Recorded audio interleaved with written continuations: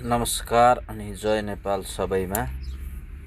यो बाबुराम भट्टराई उर्फ भारुराम भट्टराई भन्ने व्यक्ति जो नेपालको राजनीतिमा एक पूर्व प्रधानमन्त्री पनि हुन् र इन्डियामा एउटा सम्मेलन गरिएको थियो जुन चाहिँ भारतका प्रधानमन्त्री श्री नरेन्द्र मोदी उहाँले भाषण दिँदै हुन्थ्यो। त्यहाँनेरि सम्मेलनमा सम्मिलित भइरहेका थिए र त्यहाँनेरि हाम्रा नेपाली भनौँदा भारुराम भट्टराई उहाँ चाहिँ बसेर मुसु हाँस्दै हुन्थ्यो। उहाँको अधिकार हो हाँस्न पाउनु, तर कुन विषयमा उहाँ हाँस्दै हुनुहुन्थ्यो भन्ने कुराले फरक पर्छ र त्यो उहाँ नेपालको प्रधानमन्त्री पहिला बनिसकेको एउटा व्यक्ति र उहाँले गरेको कुरोले नेपाली जनतालाई असर पर्छ र नेपाली जनताको हित र नेपाली जनताको भावनासित खेलमाडको कुरो हुन्छ।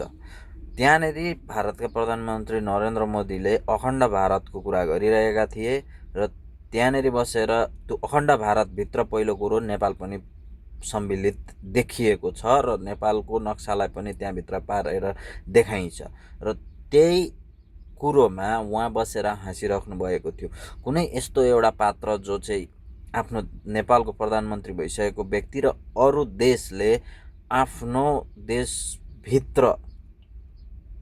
देशभित्र मेरो देशको नक्सालाई देखाउँछ र यो मेरो देशको एउटा ग्रेटर इन्डिया अथवा अखण्ड भारतभित्रै पर्छ भनेर देखाउँछ र ऊ नेपालको प्रधानमन्त्री बनिसकेको व्यक्तिले हेरेर बस्छ भने यो विरोध गर्दैन भने यो एउटा देशद्रोह नै हो र नेपाली जनताहरूमा चेतना हुन जरुरी छ कि यस्ता पात्र र यस्ता शक्तिहरूलाई तपाईहरूले नेपालको राजनीतिमा पावरमा ल्याउनु यो एउटा दुर्भाग्यपूर्ण देशको लागि र नेपालको अस्तित्वको लागि पनि हो।